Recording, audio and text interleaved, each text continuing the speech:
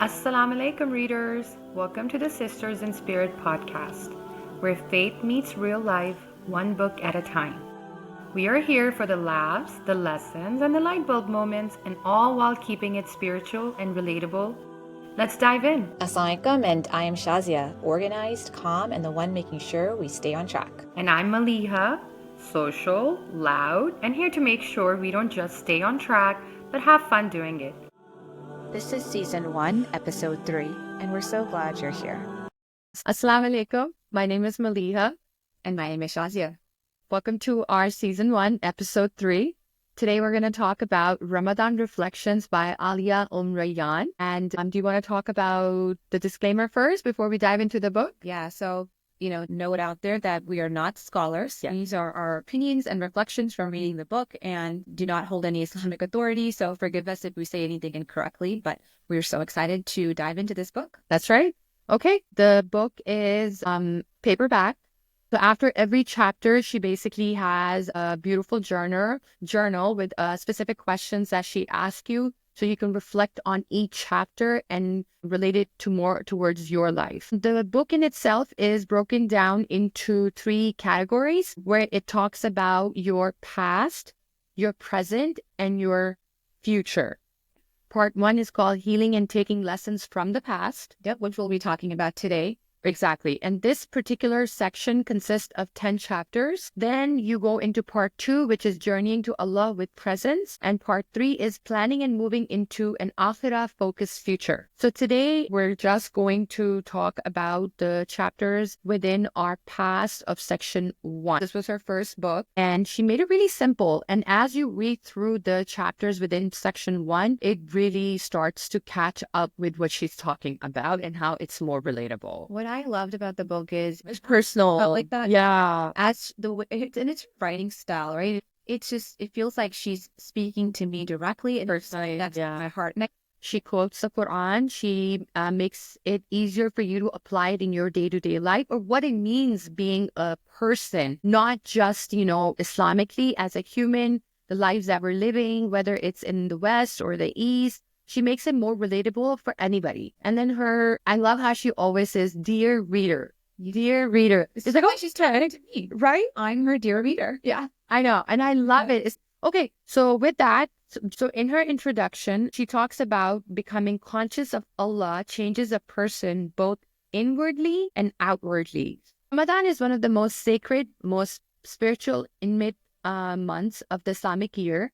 It is a month that teaches us so much about ourselves and our relationship to others, and nurtures the most important relationship of all between us and our Allah subhanahu wa ta'ala. And then she goes into this narrative of writing that she read. She does not specify the author in it. And we actually put this on, we put this on our Instagram page as well. And it's amazing. So I felt like it would be great for us to be able to read through it, and we dive into the parts that she talks about, the 10 chapters. Oh Allah, I told you I'm in pain. You said, do not despair of the mercy of Allah. And then she quotes the ayah from the Quran. Yeah. Oh Allah, I told you, nobody knows what is in my heart. You said, verily in the remembrance of Allah do hearts find rest. Oh Allah, I told you, many people hurt me. You said, so pardon them and ask for forgiveness for them. Oh Allah, I told you, I feel I'm alone. You said we are closer to him than his jugular vein. I told you my sins are so many. You said, so who can forgive sins except Allah? Oh Allah, I told you, do not leave me. You said, so remember me and I will remember you. Oh Allah, I told you, I'm facing a lot of difficulties in life. You said, and whoever is conscious of Allah, He will make for him a way out. And the last one, oh Allah, I told you, I have dreams that I want to come true. You said, call upon me and I will respond to you. Now that you're reading it out loud, even though I've read this, Right. It's my second time reading this, it hit me differently 2 years after reading it. But now that you're reading this, all of these are connected to the 10 chapters of section 1. Exactly. It ties in really well. And then since we're talking about section 1, right, the book starts with the famous companion of Prophet Muhammad Sallallahu Alaihi Wasallam, Umar bin Khattab, was an alcoholic who became Amir al-Mu'mineen, the leader of the believers. So it goes into life is, it talks about further life is a story of many chapters. One bad chapter does not shape the end of the story. And then it goes, dear reader, right? I invite you to heal from your past. I thought the way she started, even the section on past, is so beautiful. Like no matter where you are in your place or where you are in life, forget that. Those are what shaped us. And that's kind of where it goes into each section of the days. But That's right. to us. And so one of the things that it's mentioned in the book is pause, retreat, and reflection. These are your lifelong prescriptions. Lifelong prescriptions. Yeah. I do admire one thing my husband does. He actually blocks time on his calendar because, we live in a life of calendars. If it's not on the calendar, it doesn't happen. Yeah. That's true. So he, by default, puts a timer on his calendar where he blocks everything out. And that's his time to himself. Yeah. And sitting still for every day, 5 minutes, 10 minutes, the benefits of being mindful and just sitting kind of in that mode. So this is what this is from an Islamic perspective. That's right. To slow down, silence the noise around you so you can really hear what Allah is telling you. And I feel like in those silent moments, I actually hear myself. The best time, I feel like for me, everybody has their own time, is the tahajjud time, that early morning time when everybody's asleep. So that time is my precious time. I protect it. And that is when I feel like I can just sit quiet on the prayer rug and I'm not even speaking. That's what I'm saying. That noise that inside of us, when you're busy in your day-to-day life, I don't ever get a chance to hear myself. I don't know what's going on inside of me. I'm just going off with one list to the other, one list to the other. But that reflection that she's talking about, I feel like that's that inner voice. It's that inner voice that we have deprived ourselves. Yeah. Right? Yeah. And that's why she's saying, slow down. Yeah. Embrace those silent moments so you can hear yourself and figure out what your heart desires, what your mind desires. Where do you want to go?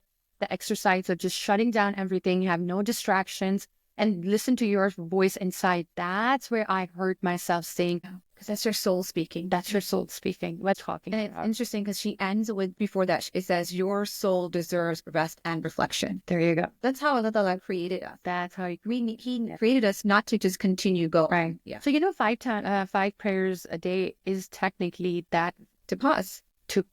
Given us that time with Him, these appointments, right, to meet us 5 times a day, to go pray and spend that 5 minutes, 10 minutes with the Creator. So after reading the reflection, day 1, the questions that it prompts you to think about is like, if I continue life without reflection, I will continue to. And so it gives the reader an opportunity to kind of reflect on, what are the things, how would your life be, right? If you won't stop and reflect, right? And so those are some of the types of questions that sounded. Yeah. All right. So let's dive into day 2, which is responsibility. Let's do that. Yeah. Yes. Okay. So there's this part in the book that I want to talk about, right? And we can go in from there. Yeah. Having responsibility means that you are a person who has full ability to choose your response. Yeah. So she took the word response and ability. Whatever we are not changing is in fact a choice. Yep. And we are only truly able to see this when we consciously take time to reflect. Responsibility can be broken down into 2 words: response, ability. Yeah, you have the ability to choose how you respond to certain situations. That's right. And you have the ability to decide whether you're going to dwell on it or move forward from it, right? Yeah, and then I think furthermore in that same chapter, right, she talks about a childhood friend that grew up in a violent environment. That's right. The dad was physical with his mom. The mom would beat her up. And so in terms of the 2 brothers that were raised in that, it's interesting how their life turned, right? One brother took the victim mindset and he went towards the wrong crowd, people, and got into drugs, whatever, addiction. And then the other brother took responsibility, meaning, took that as, I'm not going to respond in this way, and went towards Deen, went towards Allah. And so it just showed how 2 people living in the same household chose responsibility differently to respond to their environment and look at the path and how their journey went. So she puts this example in day 2. One allowed the river of life to take his boat in any direction, landing him in worse waters. The other said, I didn't ask for this. I take responsibility for my life, and this is where I want to go, and rowed his boat in that direction. the right direction, right? So she's basically telling us, how do you process whatever is coming your way? What kind of response you're going to give it, and what abilities you have to come up with those responses. Yes. It makes you think, right? Like no one will come and save you. Nope. Right? And having that victim mentality, right? We come across people, we may have done it ourselves in situations, right? Where we respond to situations, if so-and-so would change, then this wouldn't have happened to me, right? Yeah. And so I think that this really helps understanding, right? People around you are going to do things. That shouldn't change your way of how you want to live your life. And she's basically saying that Allah has put us in this, right? Whatever issue, whatever questioning, whatever thing you're going through, Allah has put you in that, knowingly what you're capable of, what's in your heart, and how you can handle it. Yeah. It's almost like we know we're meant to commit sin, but the going back and asking for forgiveness is what He's looking for, right? So in this responsibility, He's throwing something at you, and now He wants to see what you're going to do with it. Yeah. Like, how are you going to respond to the situation? Right. I think another thing that she mentions is like, I'm going to read it from the passage. I put a big, text around this one, but she says, you will always be on the receiving end of what others do to you. You're not responsible for their actions. You're only responsible for how you choose to respond. Right. So I thought this was really, and we forget this Easily every day, right? Something happens and it's like a personal attack, and we go into reactive mode. But I really like how she kind of put this, and she says, when you internalize this truth, you will set yourself free, and how liberating that feeling is of just, knowing that I have control of how I respond to certain situations in my life. And I think that was really a good way to, see it from that perspective. There's a passage in here. She says, next, realize this, where you are right now is as a result of your every choice you've made, right? Every thought you had, everything you felt. So some of these choices may not have been the best, but own them. Know that you made this, and go on. You know how when you're driving a car, your rear view window is smaller, right? Yeah. And and front is bigger, because you need to just look ahead. Use that as an example, or as a safety net, or right? a learning lesson. Like, this was a past, but it's smaller for a reason, right? Sure. Don't just focus on it completely. Yeah. So I think lessons were like, don't be a victim. Try to get out of that victim mindset, right? Your soul is precious, so really protect it, and don't hand it over to another human being. So day 3, love. I think that's one of your favorite chapters, right? Yes, it is. Yes, it is. And this is where she's talking about the love of Allah. Yeah. And she starts off with, I don't know if she starts off with it, but in there, she talks about like love is the first and most critical part of any relationship. Allah being the most important relationship, it should be, right? But that is the basis of anything, right? Any relationship. And she's telling you to focus on little things around you, like the nature, like the people around you, the things around you. And think about how much Allah loves you, that He has given you all these things. If I go walk outside, I see trees, I have beautiful air, the sky, whatever it may be, shoes that I'm wearing, the comfortable shoes, the comfortable clothes. It's all given by Allah. And I think another thing is like knowing that no matter how like imperfect you are, Allah loves you. She says it, right? Yeah. Internalize. One point. And in it, she says, I wish I could reach out to you from within these pages and embed what you have read deep into your heart. If there's anything you can take away from this book, let it be this: Allah loves you. SubhanAllah. And and we forget this easily. No matter what. Al-Wadud. He is the most loving. There's an actual name for it. Yeah. As mothers, we have brought our babies into this world. And the moment you see them and the moment you hold them, and that love and the emotions and the feelings that just come running down. If your child makes mistakes, we are okay. We know we are going to forgive them. Yeah. We may give them a hard time. We may make them feel like, oh, I want them to feel accountability. Yeah. But in my heart, I know I'm not going to hold that against my child. And then the fact like that Allah loves you way more than a mother does, right? Child. But it's easier to compare that with our children. But what about the other people around us, our friends, our husbands, our siblings, our parents? This is also love that we have to share, right? And sometimes we hold back on it. Because we're scared. We're scared of, I think setting that expectation and not getting that in return. We have made those choices, right? We have put our roles, our relationships on a pedestal. We have set so many expectations from them. Why do we have those expectations? I know we have expectations from our kids. Of course, Allah has expectations from us as well. But if they don't meet our expectations, are we weighing them on our love scale? Yeah, we are. And I think when you stop having expectations from any relationship, Right.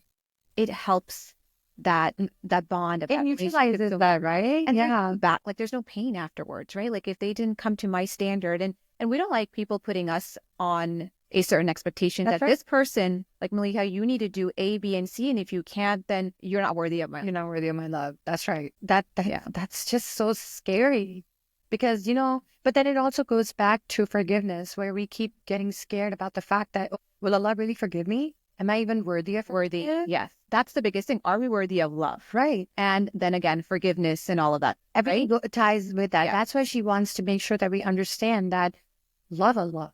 Yeah. Understand your relationship with Allah first before you even go into anything else. Yeah. And then it goes into like, there's a section in here I highlighted, right? Regardless of whether you have received love or not. That's right. Those who are meant to love you, you are loved by the one who truly matters, the one you came from and the one you will return to, the one you return to. Yeah. You are loved by the most loving, but that love, choose love. Choose love. Yeah. I feel like we need to have a 70s theme now with like hearts going everywhere. Yeah. All right. So day 4 now covers gratitude, right? What we're thankful for. Yes. Or what we should be thankful for. Yeah. And I think gratitude is connected with taqwa. Yep. She Right? added to taqwa. Yeah. That the path of taqwa cannot be won without gratitude. And there is she puts from Surah Baqarah, and thank Allah if you truly worship him. And so there's another advice from the Prophet Muhammad ﷺ that she highlighted here, like look at those below you and do not look at those above you, for it is the best way not to belittle the favors of Allah. I like the way, how she's reminding us, look at others that have, and we do this, right? If my kids come to me and they're like, oh, I don't have so-and-so, and I have to remind them. I'm reminding my kids this, right? That look at other people that don't have all the stuff that we have, all the blessings, right? We have to remind them, but we have to remind ourselves too. And that's where this, this advice from the Prophet Muhammad ﷺ that always look at people, that have less than you. But this is why she takes gratitude and ties it to taqwa. Because taqwa is to be conscious of Allah in all the ways that he is generous, supportive, and kind towards us in the days of our lives. So if you don't understand that he's generous, supportive, and kind, we're automatically disregarding taqwa.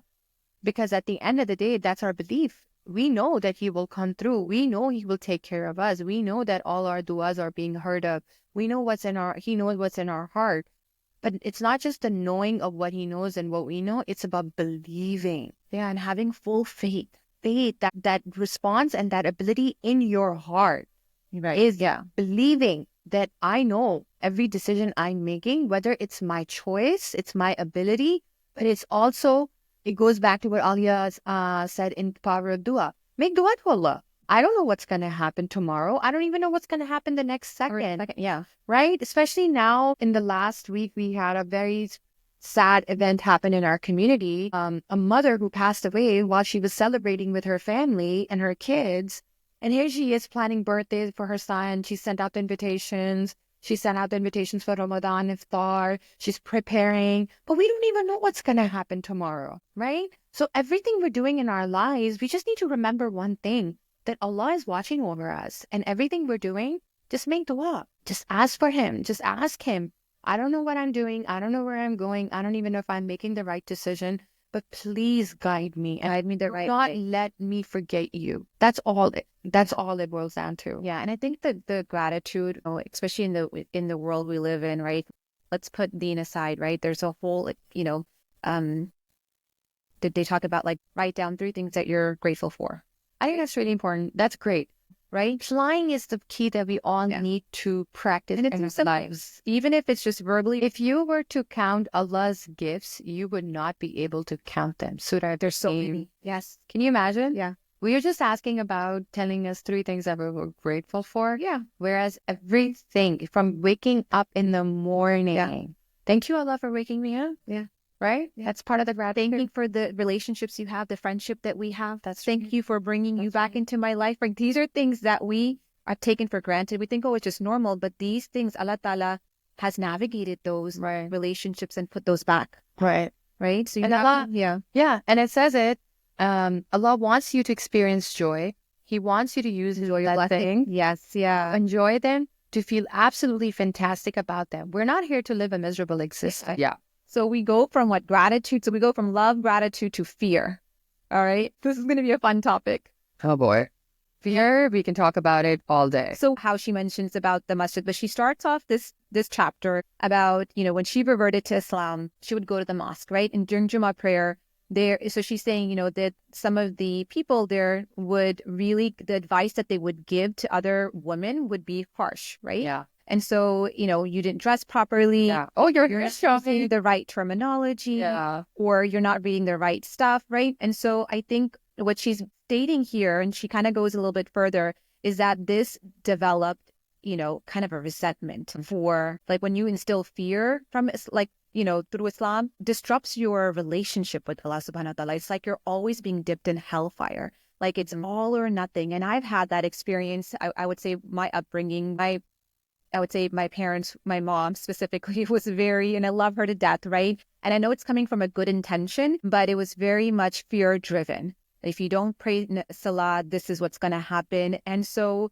that constant reminder, it made me feel like, inadequate. I felt numb or frozen, and it just was kind of like all or nothing belief. I think it created that mental barrier. It drove me away with my relationship with Allah Ta'ala. But she's not just your mom. I think your mom didn't raise me. If we have that culture, it's a cultural thing. Yeah. I was 14 when I came here, right? So my adolescence was, sadly, we weren't raised in a more religious environment. It was more cultural Islam, right? Throughout, as I was growing up, and especially when we were moving to the West, my parents' biggest fear was that, we're going to get into wrong things. Yeah. So the narrative... And that generation, that's right. It was hard for them. So narrative automatically from the cultural Islam to the West Islam, where my parents were all of a sudden preached by all these people around them. Oh my God, you are taking your daughters and your sons at a very critical age, what's going to happen? They're going to be influenced by wrong people. And of course, we look at people that we surround ourselves for advice. Yeah. And if you're getting that kind of advice, imagine a parent coming in and like, oh my God, I got to be overprotective of my kids now.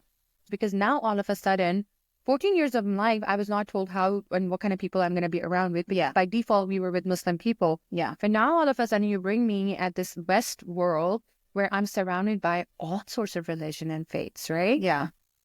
And now you're trying to explain to me that I need to go to a masjid? What's a masjid? I never knew what a masjid was other than what I heard the azan from and what I saw in the movies. Apart from that, I had never been to a masjid. It never connected in the past, right? It was always like, oh, this doesn't apply to me.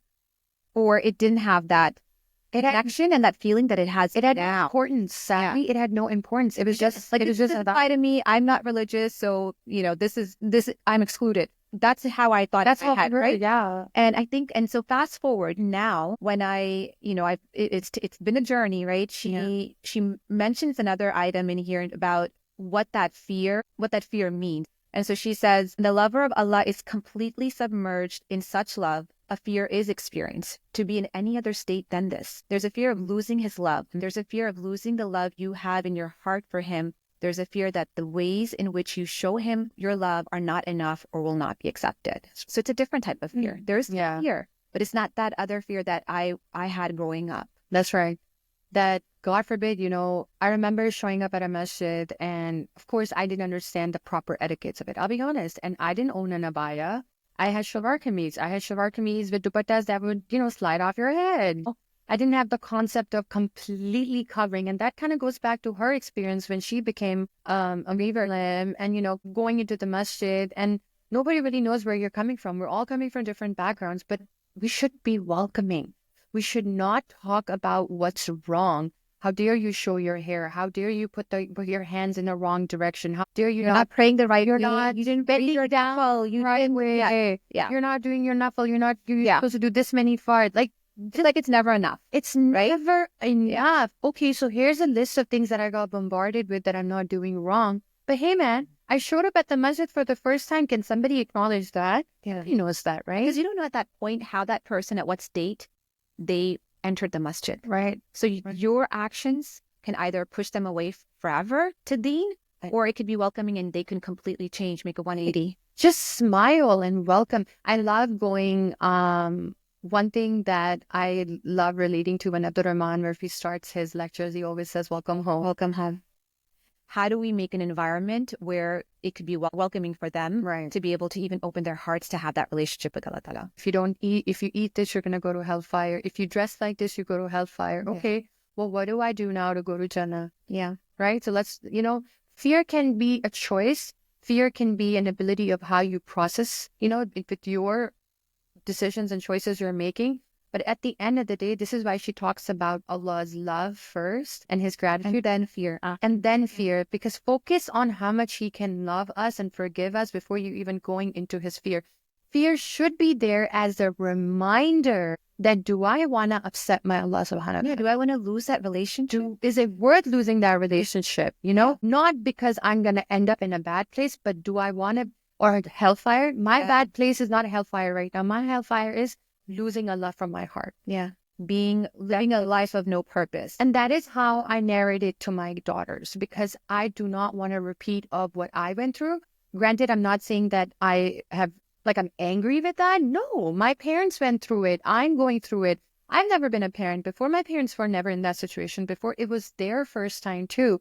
And she mentioned that in the book about her daughter telling her that advice. This is your first time. This is your first. As being a parent. And so when we look at our parents and the way they raised us. Right. But imagine losing that guilt. Yeah. Because there are people that their heart gets hard. Yeah. Right. And that's the fear. That is exactly fear. Yeah, right. That's right. Yeah, we can talk about fear all day. Yeah. But we got more to talk about. This is only day 5. Yeah. So day 6 goes into, okay, so you have your love, you have your fear, and then now it's about repentance, right? And so I'll pass it over to you to see if you have any key things. So, the crying of the sinners is more beloved to Allah than the glorification of Allah of the arrogant. This quote, and I highlighted this on our page as well, I just kept talking about, or in my mind, I'm thinking, okay, so even if I'm sitting down and just crying to Allah and asking for forgiveness, or even just crying out of love, those tears that I'm shedding will protect me from hellfire. Yeah. I'll keep your heart softened, right? Yes, that too. And in addition. Yeah. Doesn't want us to be arrogant. No. With our deen. Like, just because I am praying or going to the mosque, I'm religious, and you know what? You're not. And it ties to right before that, she says, Allah knows your imperfection. Yeah, and weakness. He, who is the perfect one, is not expecting perfection from you. He simply wants sincere character. That's all he's asking for.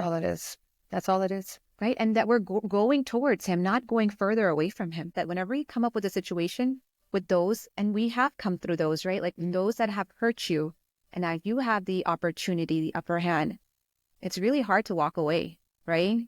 But that's where we have to know we're not perfect. We're not angels. Allah has created us to have flaws, to make sins. And this is where we have to go back, repent, and the same time, and it goes, now we're going into the next chapter, I think, which is forgiveness, but it is also like forgiving other people. Because at the end of the day, we want forgiveness from Allah. Yeah.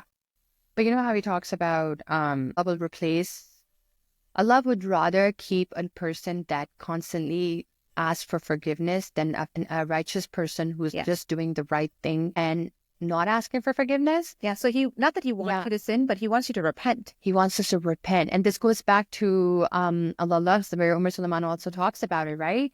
That don't be obviously nobody is saying that go commit sin. Please, let's just be clear on that. Yes. And then just say, well, Allah will forgive me. Yeah. Remember, at the end of the day, it's your intentions, right? And what's in your heart that Allah knows. So say you did something, but the guilt in you is saying that, you know what? Oh my God, I need to ask for forgiveness. Yes, that is where Allah wants us to be. But do not, and she says this in the book, do not go into despair. Yeah. Despair is what's going to cripple you. Yeah. Despair is what's going to make you handicapped. And that is not what Allah wants. Use that power of asking for forgiveness as a connection to Allah.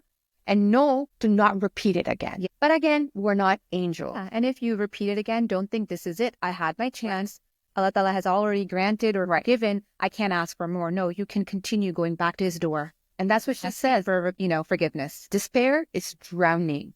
You must change your perception. Your mistakes and sins are not heavy weights pulling you down further into the water.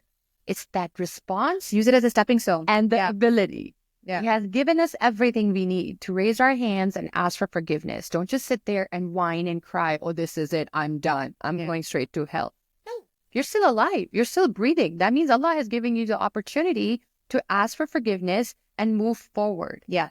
That's it. Keep it simple. Don't overcomplicate your life. Don't overcomplicate your blessings. Don't overcomplicate your prayers. Nothing needs to be overcomplicated. It's just a simple track. Keep your heart clear. Keep the remembrance of Allah in you. And sure, you're going to make mistakes. Ask for forgiveness and move on. Simple as that. Yeah. Now get to it, Shaz. All right. Day 7. Let's move on to, and this is in forgiving others, right? What other, Ramadan being the month of, going into forgiveness, and forgiving others and forgiving yourself, right? And she starts off with just saying, I find my own most challenging tests have been connected to people hurting me. And how do we do that to ourselves? We are the responsible ones here, right? Yeah. We are allowing another person to hurt us. Yeah. They will do what they want to do at the end of the day. Everybody will do what they want to do at the end of the day. Yeah. And I think, and she mentions in here, Sheikh Ibn Baz, who's a scholar, Saudi Arabia Islamic scholar. And he says, if you train yourself to pardon people, your soul will relax, your heart will be tranquil, and your drink will become great with Allah and his slaves. That's it. And Ramadan being a month of Allah's mercy, right? This is the best month. Before we go in, we ask Allah Ta'ala for forgiveness. Number one, we forgive ourselves, but then we also take this opportunity to go out there to people that we may have hurt intentionally or unintentionally and ask for forgiveness. So we go in with a clear heart. But you know how she broke it down, the things that we just mentioned right now about the pain? The two types of pain, So she divides it into two different pains, but we just kind of combined it. The pain that is caused by others and the pain we endure by not forgiving. Yeah. So there's holding on to things, right? Those are the two types of raw pain in this world. One where we have others that are hurting us, but then again, by not forgiving anybody is also a pain that we're putting onto ourselves. Yeah. Wasn't there something she said that ties back to what he's saying? Like you're basically enslaved. Those emotions and those feelings that you have in your heart is basically hurting you. Yeah, it's dead weight. You know how we're talking about dead weight? That's what it is. It's holding on to this unneeded baggage. Take it off. Let it, so that way you go in clear and you know that your conscience is clear. Yeah. You know how we talk about stress?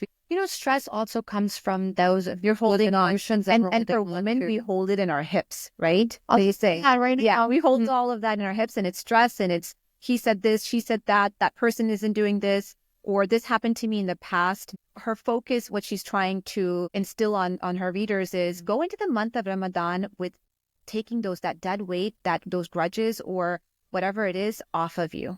Oh, there you go. I just saw this. If it takes 43 muscles to frown and 17, that's amazing. I did not know. Yeah, right? Imagine how much energy you are giving to anger, hurt, and vengeance over forgiveness and peace.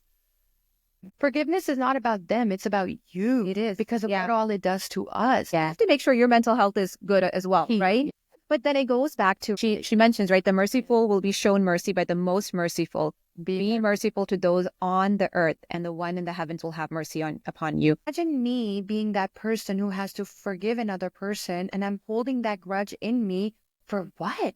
You could be their entry to heaven. And that could be my entry too. Heaven as well. Yeah. That's what she's saying, right? At the end of the day, forgiveness is not about that person. Forgiveness has to do with you. Yeah. You forgiving that person, letting go, never talking about it again, never bringing it up again. You're done with it. You have moved on. I guess after reading this, and now I want to go back on my journal, and I just kept asking myself, where do I start? Where do I start to tell myself that I am ready to forgive this person? And how do I let this person know that I forgive you? So that's where I'm a little like, do you have to let the person know that you've forgiven them? Of course. then how is that complete? What if that person hasn't asked for forgiveness? But it's not about them. Remember, this is you. This is about you. So you're picking up the phone, hey, buddy, I forgive you for A, B, and C. I guess they haven't come to you and said, you know, hey, maybe the conversation, and if it is a conversation, then the conversation should start by saying, look, I want to talk about what happened in the past. I want to let go of it. I want to find peace in myself. And you may not even remember it, right? Yeah. Again, this is our war, our internal war. And that is why she keeps saying it. Stop fighting this internal war. Yeah. Go ask for forgiveness. Go. And that day, now we're in day 8 Ramadan, right? Yes. Okay, so I'm going to start off with saying what qadar is, right? So you know, there's a statement, right? Like what the ulama say, what qadar is. So I'm going to read this. What hit was never going to miss, and what missed was never going to hit. I think I read this or I saw this on one of like Bilal Asad's like videos.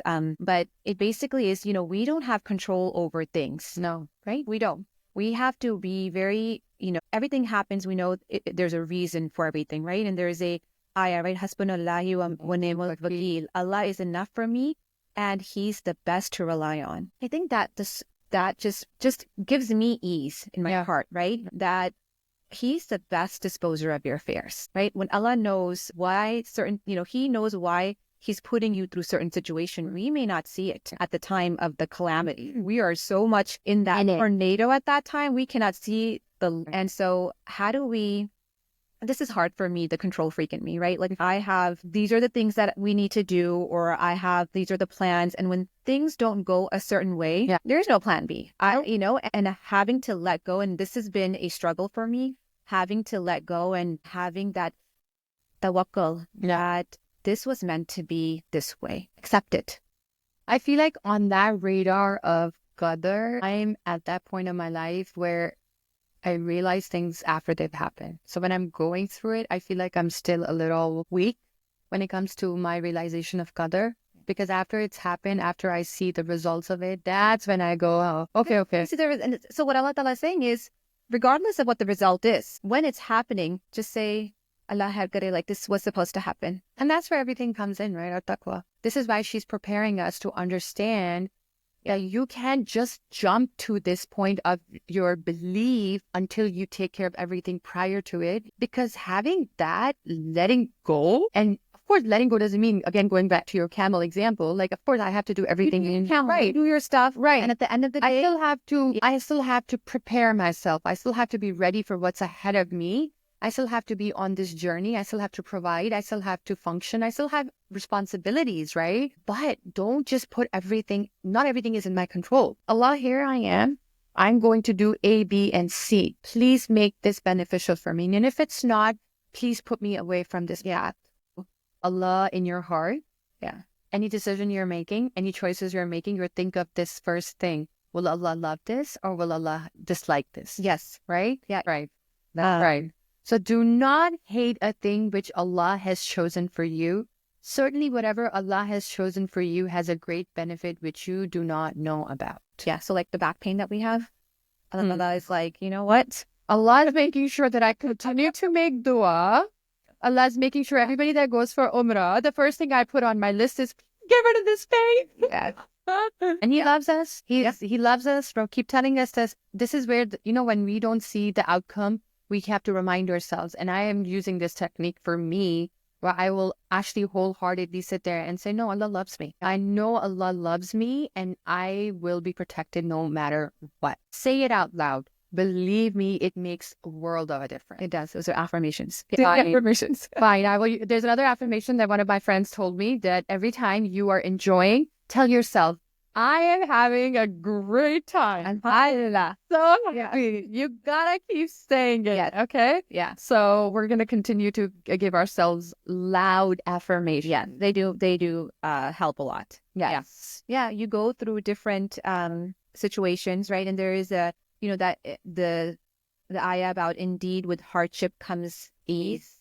And so one of the things, in here it says, with hardship, not after hardship. Oh, that's right. So always when you're in and it's hard to see, just kind of like when I was mentioning, like when you're in a situation, a calamity or a stressful scenario, it's hard to see what the good is in this, right? Until after it's passed and you've been able to reflect. But during the hardship, try to see the silver lining. Yeah.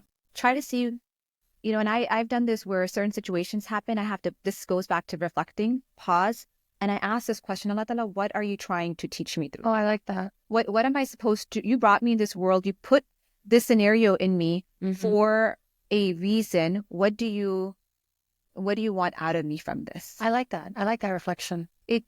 So that way it just makes you think that there's where he's Allah Ta'ala only tests to your ability. He's not going to give you more or less. He knows your strengths and your weaknesses. It does. We want everything to be easy. But whatever is in my control, that dua that is in my control, I want to make an effort. And that effort is, Ya Allah, don't ever put me through a test or a calamity where where the pain is too much. Yeah. There's a verse that she mentions in Surah Baqarah, right? And I'm going to read it from the book. Or did you expect to enter the garden of paradise before the like of the trials that befell those who passed on before you had befallen you? Misery and adversity afflicted them, and they were shaken as, this is a shaken, zilzala, right? Yeah. Shaken as with an earthquake, until the messenger and those who believed with him would say, when is Allah's support coming? Undoubtedly, Allah's support is indeed near. Yeah. So having these raw conversations with our kids in our house, with our families, not just our kids, I feel like it's a great way to start talking about what each individual is going through. Yeah. Because right now we are so indulged in our own lives.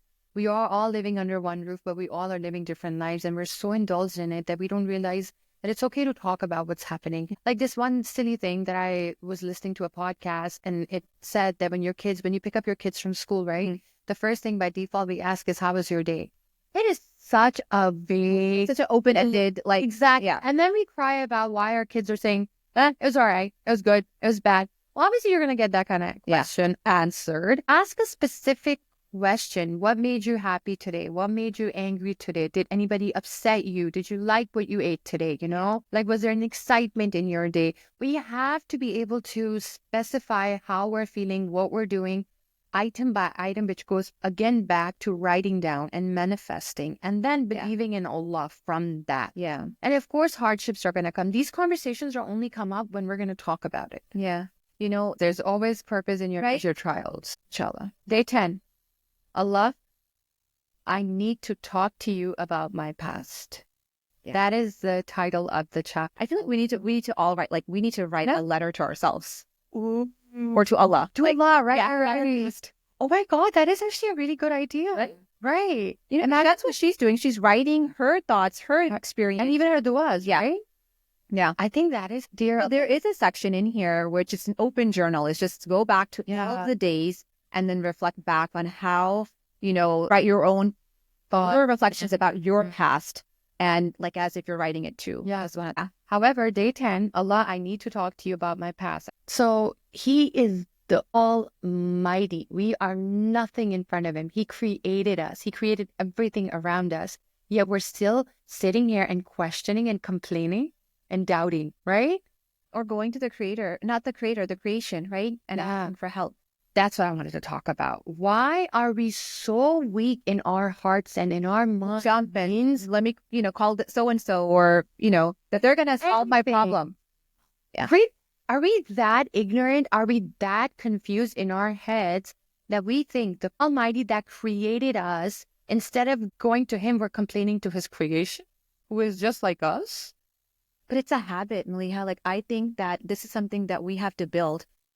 At first, you have that one person, right? Like, this is the person I go to whenever I have a situation. Allah's not telling us to be in isolation. Yeah. It's fine. You have specific people that you trust that you can go and have, get advice from. Or sometimes just to let your heart just just dump out your thoughts. But recently, and this has been recently, I would say in the last year, I think it's after I went and did Umrah, I have been going more towards whenever something happens, be it at work, be it personal, something has happened. It's like, when is the next Salah time? And I put the rug down and I literally bawl out and just cry. Like, this is happening. Allah, you tell me how to get out of this situation, or guide me what's the right way to get out of the situation. And it does give me calmness, doesn't it? Yeah. I've started to feel I'm an anxiety driven person as it is, right? And so for me, getting calm is kind of challenging. And so going to the prayer rug has helped me just pour out my heart, just cry. Vent. He should be the one I should be venting to, not the creation. Yeah, you can still go to those people that you do trust. At the point of when you have that pain, go to Allah first. Go to Allah first. I think that's the key. Should be. I wanted to end the podcast with, right? So she mentions this in the chapter, the last chapter for the section 1, right? When I look back at my past, I haven't valued your love as much as I should have. Perhaps it's because I did not know how truly valuable your love is, but I do now. I need you so very much. So place in my heart a sensor that goes off at anything that will take me away from you, and place another sensor in my heart that goes off at anything that will increase my love for you and your love for me. That's it. We all need those sensors. And you know the value we have for Allah? Like, fast forward, go back to 10 years ago. 10 years? I'll say 5. But just the value that Allah Ta'ala has now, and I hope it just goes stronger from here, inshallah. Inshallah. Right? Yeah. And that's why I think it's so important to be aware of those signs that Allah Ta'ala is sending us. So I know you said you wanted to end it with that. I'll just add a little 2 cents to myself. So this first section of where she's telling us to reflect on your past, at the end of the day, she just wants us to realize that we are his servants, right? We are here because he asked us to be here, and we are praying to him. We are asking for forgiveness from him, and we believe in him. Our love and our taqwa, our hearts should be strong enough to know wherever we are in life, whatever we've done in our past was all Allah's plan. That's it. So that ends our first part of Ramadan Reflections guided journal. And inshallah, we'll have the second one. We'll talk about the present section of this book. Inshallah, can't wait. Right? Assalamualaikum. Walaikum.